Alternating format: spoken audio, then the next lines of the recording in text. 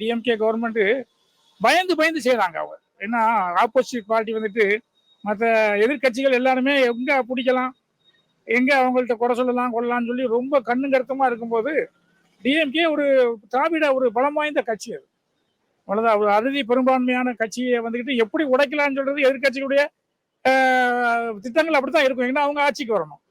அதனால அவங்க வந்துட்டு அப்படித்தான் சொல்லுவாங்க. நல்லா சரியான விஷயங்கள் செய்யறாங்க. மக்கள் அணுகும் போது அதை உடனே அதை இது பண்ணிடுறாங்க.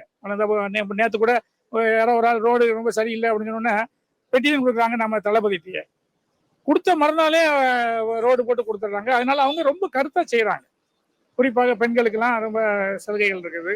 எந்த காரியத்துக்கு முன்னால பட்டாக்கெல்லாம் நாங்கள் 10,000 20,000 கொடுத்துருக்கோம். இப்போ ஆன்லைன்ல வீடு வீடு தேடி வந்துடுது. அப்போ அதெல்லாம் நல்ல சரியா செய்யறதாகத்தான் நாங்கள் நினைக்கிறோம். நாங்கள் அது வந்து நம்ம அந்த அந்த மகளிருக்கு வந்துட்டு அந்த கல்வி தொகையெல்லாம் கொடுக்குறாங்கல்ல, பிள்ளைகள் நல்ல பாமர பிள்ளைகள் எல்லாமே இப்போ இன்னைக்கு பெரிய பெரிய படிப்புக்கு அது பெரிய ஹெல்ப்ஃபுல்லாக இருக்குது. முன்னால் அது கிடையாது. அந்த அந்த ஃபைனான்ஸ்னால நிறைய பேர் நல்லா படித்த பிள்ளைகள் வீட்டில் வீட்டு வேலையை கவனிக்கக்கூடிய இதாக தான் இருந்தது. இப்போ அப்படி இல்லை. ஒரு விழிப்புணர்வு வந்துட்டு ஒரு கலைஞர் திட்டம், அந்த திட்டம், அந்த தொகை கொடுக்கறது, அந்த அரசு பள்ளியில் படித்தா அதுக்கு சலுகை அப்படின்னு சொல்லும்போது அந்த பிள்ளைகளை வரும்போது அவங்க நிறைய நியூஸில் நம்ம பார்க்குறோம். எனக்கு அவங்களால தான் நான் இப்போ நான் அந்த படிக்க பிடிச்சது அப்படின்னு சொல்லும்போது அது முன்னேற்ற பாதையாக தான் நான் நினைக்கிறேன்.